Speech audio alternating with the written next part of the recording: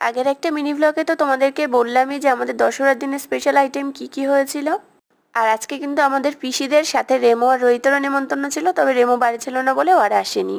আর এখানে সবাই খাওয়া দাওয়ার সময় দেখো আমি কি করেছি, মাংসর বাটিতে লাথি লেগে আমার বিরিয়ানিও পড়ে গেছে, অনেকটা মাংসের ঝোলও পড়ে গেছে।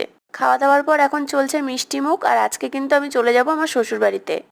রেডি হওয়ার আগে ওদের সাথে একটুখানি সময় কাটিয়ে নিলাম, আর এবার রেডি হয়ে চলে এসেছি বাড়িতে। ভিডিও আর করা হয়নি মাঝে, কারণ হাতে অনেক ব্যাগ ছিল আর আকাশেরও অবস্থা না ভীষণ খারাপ ছিল। তো ফাইনালি চলে এসেছি 4 দিন পরে আমার সেই ঘরে। এই ঘরটাকে সবসময় গুছিয়ে রাখি, তো ওই জন্য ভীষণ মিস করি।